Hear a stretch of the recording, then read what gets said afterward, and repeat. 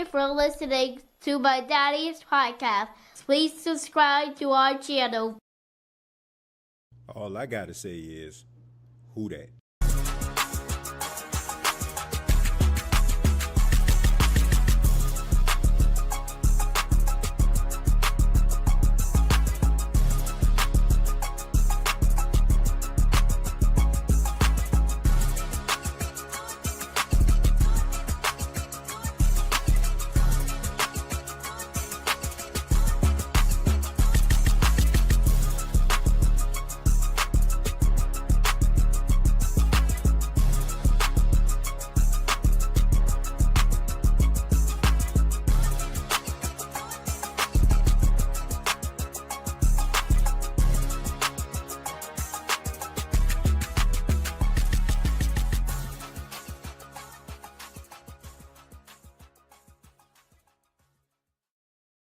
Hey, what's going on, Who That Nation? It is yours truly, TJ Jones. And yes, I am the host of the State of the Saints podcast. And thank you so much for checking out the State of the Saints podcast, where we talk New Orleans Saints.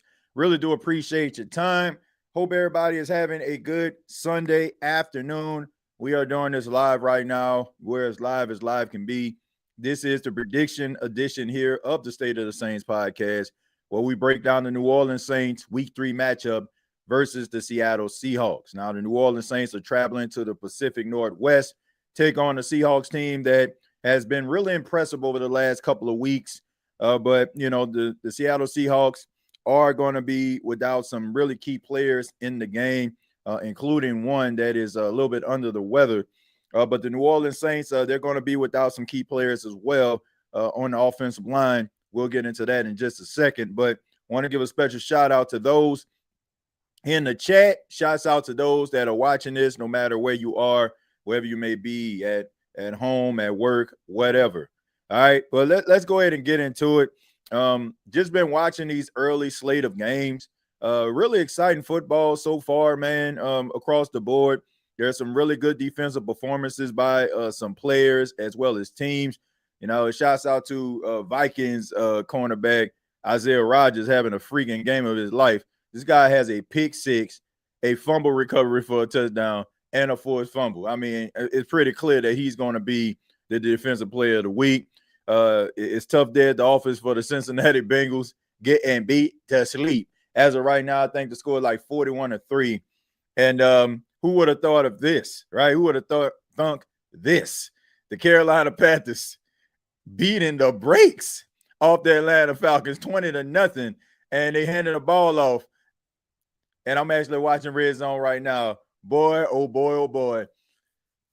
Man, can't make this kind of stuff up. And that's the reason why you play the games, ladies and gentlemen. That's the reason why you can't buy into hyperbole, Monday morning quarterback, and talking about the state of respected teams without actually looking at them. But it's pretty funny. I ain't gonna lie. Oh, man, this is hilarious. But anyway, let me give you what you're here for. Saints versus Seattle Seahawks. The Saints have a tough road game versus the Seattle Seahawks. And it's not going to be easy. But let's go ahead and talk about like some of the key inactives for the New Orleans Saints won't be playing in this game. You got Devon Vele, who had a touchdown last week. He won't be in the game. Devin Neal is inactive. He's a healthy scratch. Dylan Radins, who has been starting the last couple of weeks, he's not going to be active today. He's been dealing with an injury. Christian Boyd, Chase Young, and the one that just came out, Tele Fuaga, will not be active today, which is a surprise to absolutely no one, quite frankly, because did they score again? Quite frankly, because he's been dealing with that back injury, he's been dealing with a knee injury, and I think this is a really good time for the New Orleans Saints to kind of just shut the big man down. You got Asim Richards, who you picked up from the Dallas Cowboys. He started in quite a few games in his career. He was pretty steady on the right side. I think he'll be able to hold it down for Tallahassee. But looking at this list, there was some players that made some plays. Like I said, Devon Vele You're counting on Talese Fuaga to make some plays, on the offensive line. And also just Chase Young has been out of the lineup, which, it just makes you wonder, like, how serious was that calf injury? It kind of was minimized. Thought he'll be back maybe after one game, but just seems like, he just can't get it together. For the Seattle Seahawks, you got Nick Emenwari, the rookie out of South Carolina. He won't be playing. Julian Love. So that's your two starting safeties right there. Julian Love is a really talented safety. Devin Witherspoon, the cornerback, the really talented cornerback, the best one on their team, he's not playing. Zach Charbonnet is inactive. Connor O'Toole, Mason Richmond, and tight end Nick Keller up. So you look at the secondary of the Seattle Seahawks, they are pretty much decimated by injuries. And this is a great opportunity for New Orleans Saints to take advantage of that. I've been looking at some of the reports and some of the information coming out of Seattle. Shouts out to the Saints media on the ground there. There's weather issues. It's raining. So that means that the field is going to be a little bit wet, which probably means that the New Orleans Saints are going to be running the football. So the offensive line is going to have to push back the defensive line of the Seattle Seahawks, be able to run the football. The New Orleans Saints do not want to be out of this game. They want to make sure that they stay ahead of the chains, make the third downs, third and shorts, pretty manageable. And if you can do that, you can be in this game to the very end. Got to be able to utilize Alvin Kamara and Kendre Miller in this game. Ball security is key. I mentioned the slippery field, so that may cause the ball to slip out. And also these wide receivers on the outside, man. Can somebody please make a freaking play? Like I believe that was my boy Wolf, on Twitter, said this earlier today. Like, can somebody please, like, from the offensive side of football, can somebody please take over the damn game? Like, the New Orleans Saints don't have any player that I've seen in quite some time just take over a freaking game. Can somebody just go out there, catch a 50-50 ball, go over 100 yards? Have somebody talking about the positive things about this football team, man, instead of just dealing with the same old song and dance every week. They're trying to find ways to win. Like, can somebody please just do that on the offensive side of the football? I don't care who it is, just somebody. But defensively, the New Orleans Saints, you got to be able to zero in on Jaxon Smith-Njigba. He's been playing really well over the last couple of weeks. Now, he is dealing with an illness, but he will be playing in today's game. And also Kenneth Walker, a really talented running back. You're going to have to be able to get him on the ground. Don't want to have him running wild, going over 100 yards on you, because that sets up the play action and down the field shots for Sam Darnold. Now, Sam Darnold is a guy that can make all the throws. He's a guy that is talented enough to get the ball into the hands of his receivers, as we've seen out there in Minnesota. So if you do not get pressure on him and allow him to just pick his spots, kind of how you did Mac Jones last week, he is going to get comfortable and he's going to deliver the ball on time. So the New Orleans Saints are going to have to figure out a way to get pressure on him to get him off his spot.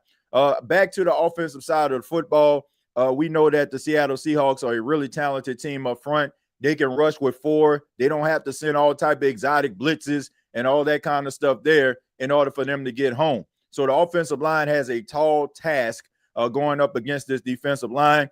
You have your starter coming back in Trevor Penning.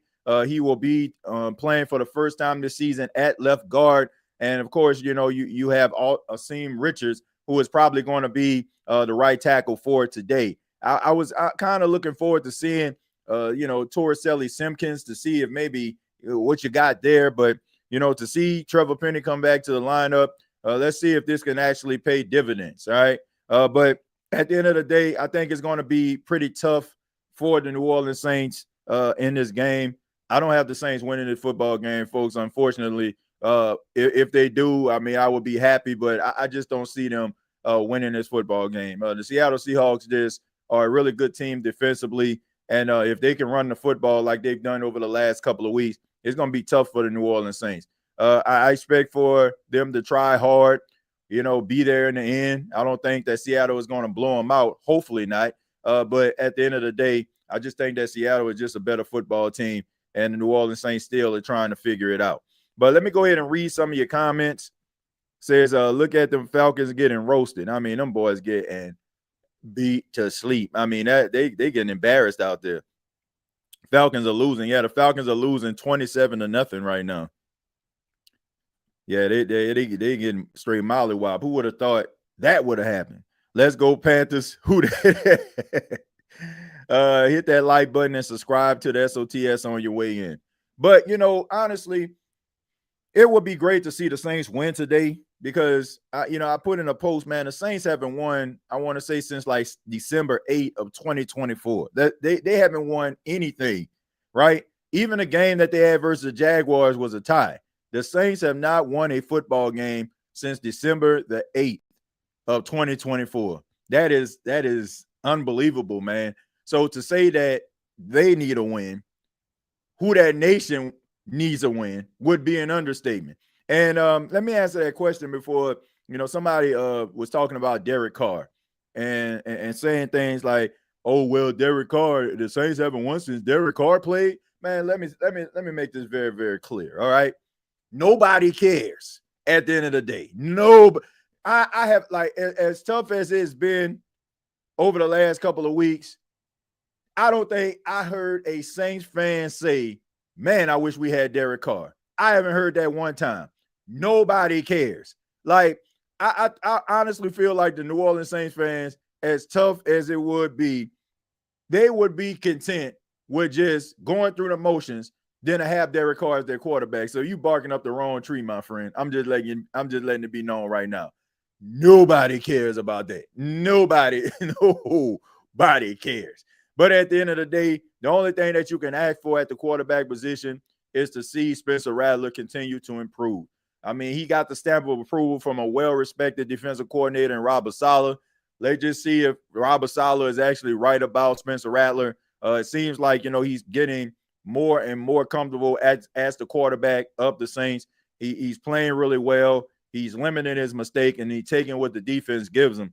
To say that Spencer Rattler won't turn the ball over or fumble the football, I just think it's wishful thinking. I think it's going to come. It just happens. But if he can not allow those type of situations, those adverse situations get the best of him, then I think he'll be okay. But the Saints are going to have to run a football in this game. They're going to have to utilize Alvin Kamara and Kendre Miller. And if they can actually run this football effectively, it will open up opportunities down the field. Maybe you will take a deep shot down the field. I mean, teams have been kind of playing cover 2 on the Saints, making sure nothing goes over their head, but they got to find a way to get these guys active. So hopefully they can do that today.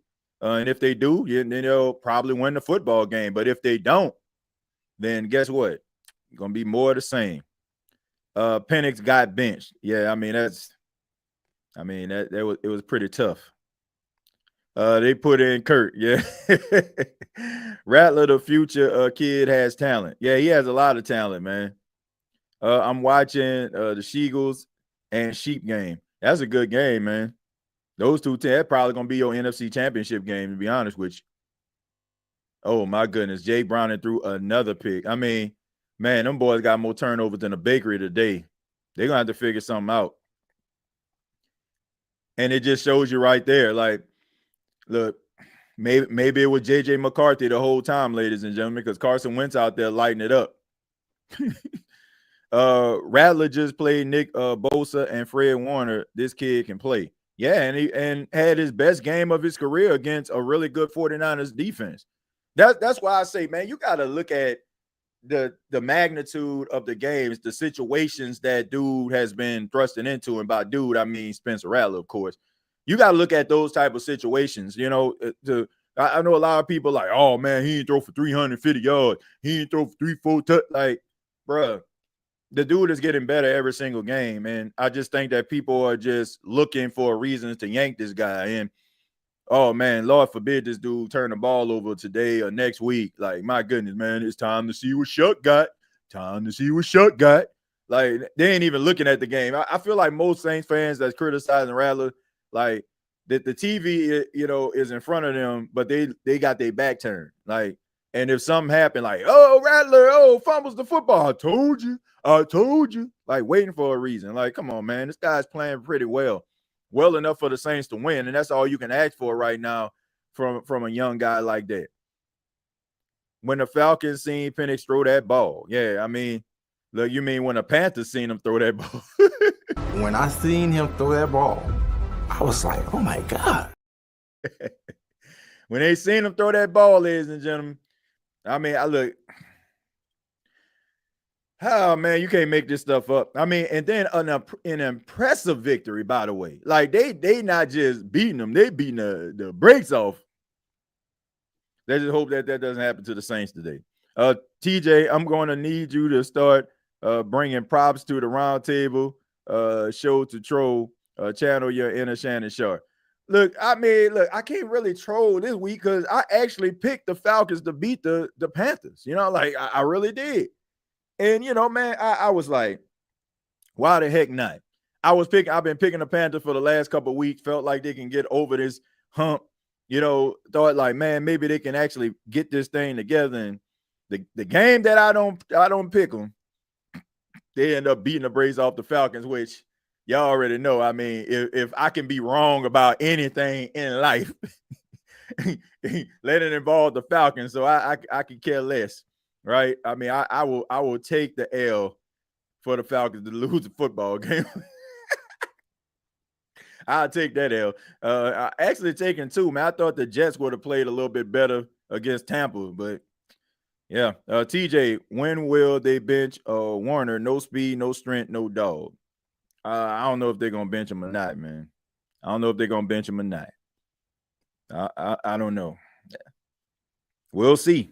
We need to put some Falcon in that gumbo. TJ, roll T Dirty and that, brother. Yeah, what's going on, man? Appreciate y'all for being here. Take that L with a smile. Look, I can care less. Like I feel about Saints fans and Derek Carr. I feel the same way with the Falcons. I can care less. I got that one wrong. I don't care. Like, look, we just predict games, right? Sometimes we get them right. Sometimes we get them wrong. But them boys get and beat to sleep. They getting beat to sleep, man. Let's see. The Riley kid needs to get some playing time today. I think he will. He's been in the game as a rotational guy. He's been out there. They'll give him some snaps. I think the New Orleans Saints want to make sure that they're 100%. 100% sure about Quincy Riley, which I can understand, folks. Like, you know, this is a kid that dealt with some injuries, you know, came in a little bit late, played in some preseason games, of course, but, you know, had like a little bit of a late start. So Isaac Adams, you know, he's not the best cornerback in the world, but, you know, good enough. Man, that was a good pass by Stafford right there. But good, you know, like good overall skills, enough to kind of weather the storm until, you know, you actually figure out the cornerback position. But I think more sooner rather than later, you'll see Quincy Riley out there. TJ, do you think Group E going if he misses inside 40-yard kick? I don't know if they're going to bench him. They'll probably like allow Charlie Smith to play the next game and see what he has. And if Charlie Smith end up, you know, being pretty solid, then I don't know. But they say they got faith in Blake Groupie, man. But, you know, I was listening to the Saints Insider show, which, you know, show I really like. And, oh, man, they ended up blocking the kick. What the heck was that? This man, the kicker picks the ball up and just flicks it in the air. Like, what? Insane. But anyway, I'm looking at that Eagles Rams game. But as far as Blake Groupie, like I said, the Saints Insider show, they was talking about how they got faith in Blake Groupie. Look, man. We got to stop calling these cats. I'm serious, man. Like, oh, man, they're going to get it together. Bro, you got one job. You got one job, my man, and that's to kick the ball between the uprights, right? I mean, you got the easiest job in football, to be honest with you. All you have to do is make the field goals. Like, I'm tired of them, like, kind of saving these dudes, man. Like, look, I get it. You'll be around a player for X amount of years, and, you know, you're sitting in the locker room, you're having conversations with them, you're talking with them, you develop a rapport, and you probably see these players from a more of a human perspective. You probably see their kids. You probably see them interacting with their families, and, you know, you become like emotionally invested in it. So you want to see them do well. But at the end of the day, Nah, bruh. Like, all he has is one job. And if he can't do that, then he needs to be cut. It's plain and simple. I'm not saying he can't get over this, but like, everybody telling me how good he is in preseason and how he ain't never missed no field goal. But look, I'm over what Homie did in training camp. I'm over what Homie did at this practice. I'm over that. Like, I'm serious. Can you go out there and the play in training camp, the play in practice translate to the field? If it can't, what are we talking about? If you out there like having a dominant performance in practice, but can't play dead in a Western during a regular season or a game of meaning, then what are we talking about here? And I think there's too many stories like that when it comes to these Saints players. I look at them and I'm just wondering, like, where the dogs at? I'm serious. Like, you got a few on the team, but they're few and far in between. And we just got to keep it real. And this is not I'm not trying to take shots or be disrespectful to any of the Saints players, but it is what it is. A lot of these guys need to step it up if this team is going to start winning some football games. And a lot of times it's about them not being disciplined. It's about guys not being able to make plays. It's about guys dropping footballs. But then when somebody says something about them, then all of a sudden you want to yap and talk to the crowd like you done did something. Nobody cares about you yapping at the crowd, man. Go out there, handle your business. I guarantee you, people will make shirts with your face on them. People will make songs about you. They will do all type of things around the city if you go out there and ball the hell out. But this isn't. We ain't trying to have these conversations with no fine-tooth gloves on. And I'm kind of sick of that, man. These dudes need to be held accountable. If it's 3rd and 3 and you wide open and Spencer Rattler throws you the football and you drop it and somebody talks about it, like, of course, like, it's warranted that you get criticized. I don't care about Blake Grupe and what he did in training camp. If this guy can't kick the ball between the uprights to keep the Saints in games, if they drive down the field, then what is he on the team for? I'm not saying give up on the dude. I guess, kickers go through little dry spells. I get all that. But if this dude continues down this, like, he got to sit down. You got to sit down and see what Charlie Smith has. So you're saying the Bengals should have won against the Vikings? Absolutely. Who said that? Who said that?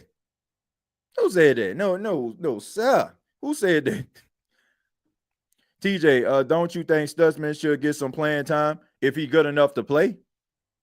If he's good enough to play, he should get some playing time. But look, I'm not in the department of having a guy play on the field because I like his some of the things that he does or the way that he tweets. Like, there's a reason why this dude ain't playing. Like, we got to be real. We only see, like, seriously, we only see these guys on certain days in certain situations. If they make a play, then what do?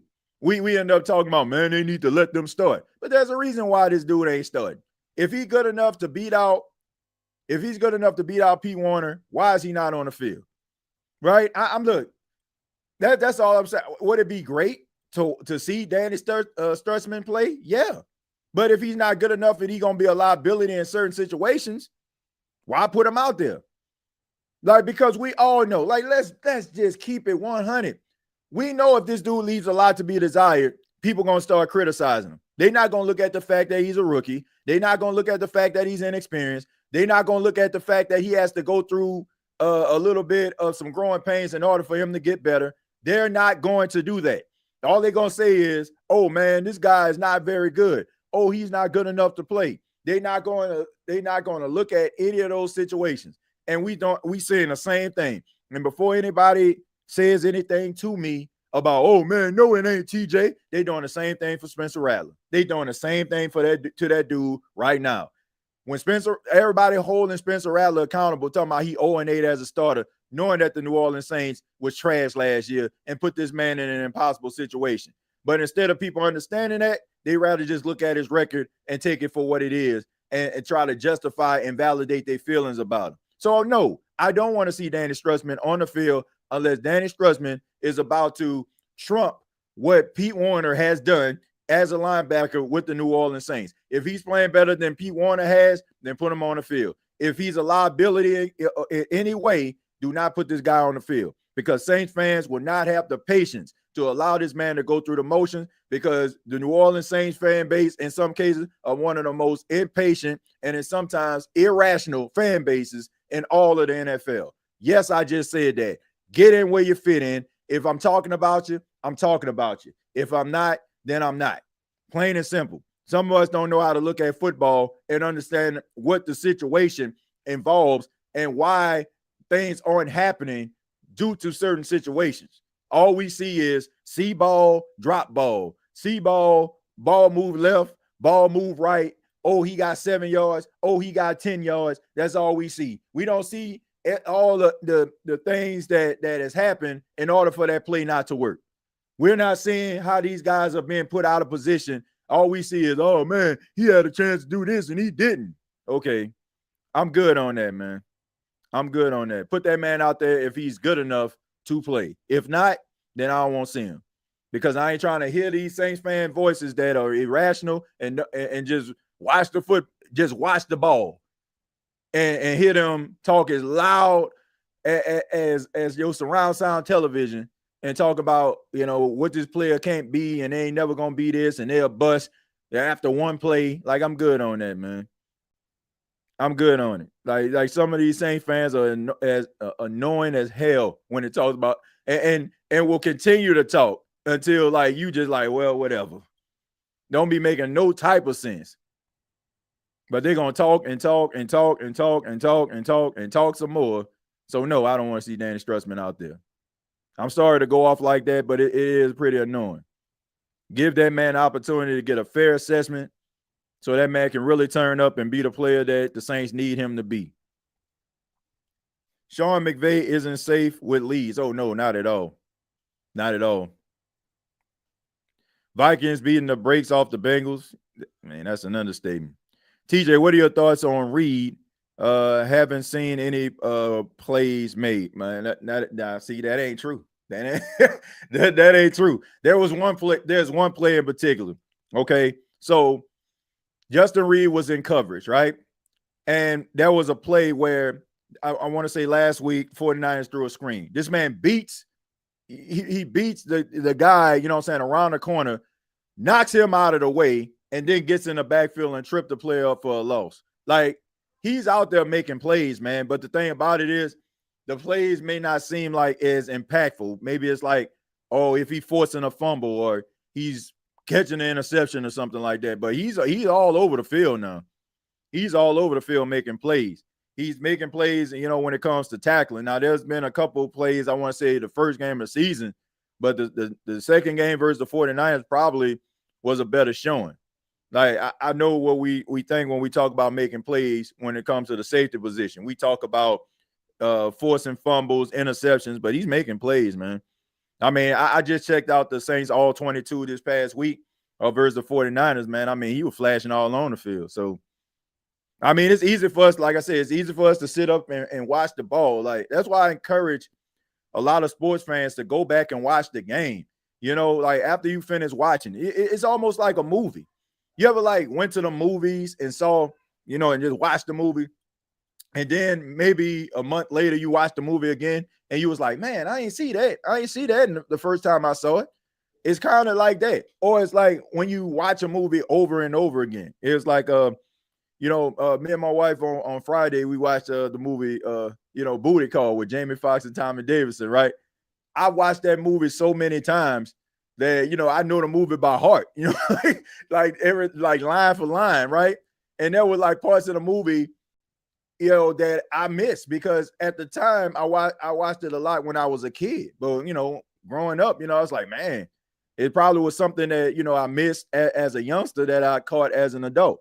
So all I'm saying is go back and watch the tape, right? Go back and watch it. And sometimes you end up like missing out on something that you probably didn't see the first time around. But Penix is amazing. Yeah, amazingly terrible today. Amazingly terrible. Falcons got to go to Kirk Cousins and lose too much money anyway. They're not going back no Kirk Cousins, man. Michael Penix will be back out there next week. He'll be out there next week. Tough day at the office, man. Tough day at the office. But it's probably best that he actually went through that because, it just shows you not as good as people say you are. You're not as bad as people say you are. I need your YouTube TV password login. Let's see. I don't remember Rattler getting benched the way Penix did. Well, look, let's just hope that's not the case. Let's just hope that's not the case. You can watch something a million times, but it will always be something you miss. Yep, Charmaine, that's the truth. That is the truth. You're always going to end up missing something that you don't see. So that's what I'm saying. Like sometimes, like we get caught watching a football, justifiably so. But I'm just saying, like, go back and watch the game. Like once you finish knowing the outcome, I know it's tough, especially like when the Saints don't win. It's kind of hard for us to go back and watch that.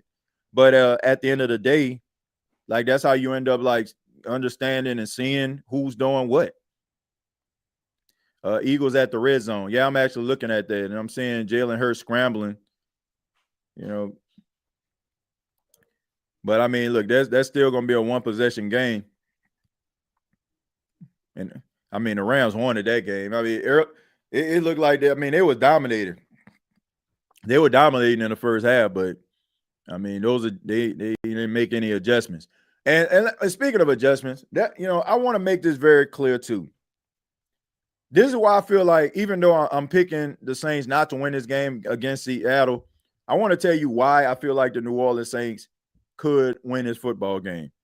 Because Clint Kubiak and his offensive staff can't make second half adjustments. They can't make second half adjustment. I mean, they couldn't make them in New Orleans. And looking at Seattle, I don't really see too many adjustments being made in the second half either. Let me go back and let me take a look because I make sure that I ain't tripping. All right, let me go back and take a look because I want to see what their box scores have been throughout the. Let me see. So they beat last week. They beat the Pittsburgh Steelers 31-17. All right. Most of it, most of it came off, defensive plays and stuff like that and short yardage situations. I just think that, I'm just questioning like them making these second half adjustments. All right, because they scored 3 points against the 49ers in the second half. Right? I mean, as an offense, I want to say maybe they scored 7 in the second half last week versus the Pittsburgh Steelers. So I'm just wondering, like, can it be the same way it was when it was in New Orleans? If the Saints can make better adjustments, which they have, man. The Saints have made some really good second half adjustments over the last couple of weeks. TJ, people talking about Kamara gaining 100 yards last week. That's great, but overall, the Niners own the clock. I'm very disappointed with Kendrick running back. Are you talking about Kendre? Are you talking about Kendre Miller? I don't know, man. I mean, I don't think he had a really good showing last week, but he's been playing pretty well. Hey, TJ, the Saints have to stay ahead of the change. Yeah, you got to get those short yardage situations, man. You can't be trying to throw on first down. Like, I just hope that Kellen Moore just goes out there and understands that. Let me take a few more, and then we're going to go ahead and get up out of here, get prepared for the game. Says, I just have to say that I'm so elated to see Carolina whoop up on Atlanta. Yeah, I mean, they beating these boys to sleep, man. I did not see that coming. I mean, I see, like, of course, it's a divisional game. You see those type of things, where games are close, but to the magnitude of how they are beating up on the Atlanta Falcons, I mean, I don't think nobody saw that coming, man. 30-0. They beat them boys 30-0. Didn't score a touchdown. 30-0.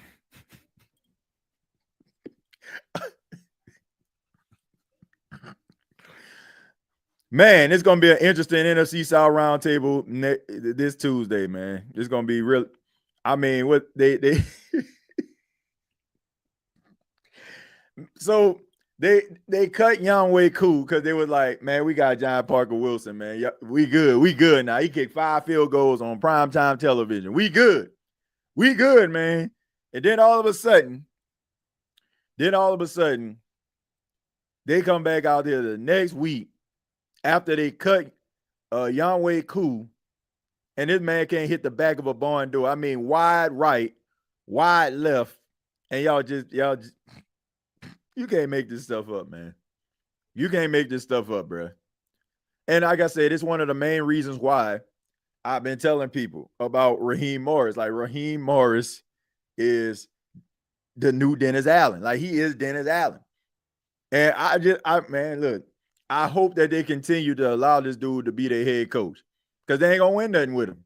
They are not winning anything with this dude, plain and simple. Like, if they get themselves a better coach, then I'll be a little bit concerned. But as long as they got Raheem Morris as their head coach, they ain't winning jack. They are not winning. They are not winning. I call him the Black Dennis Allen for a reason, folks.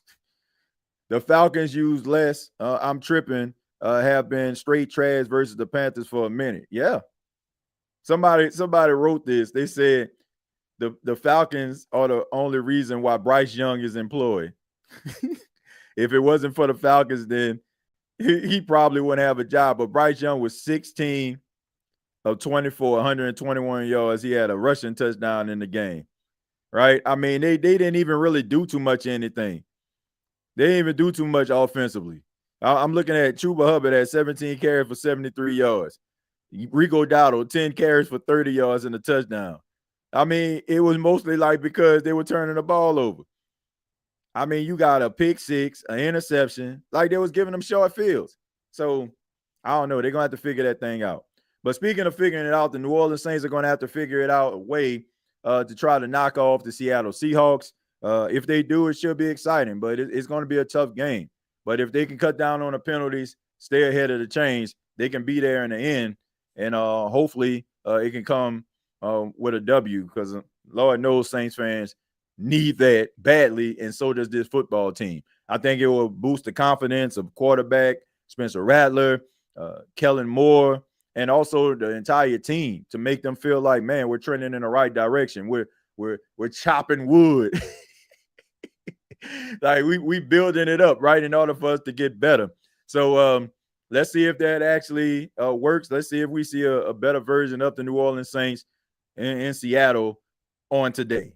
Thank you all so much for checking out the State of the Saints podcast.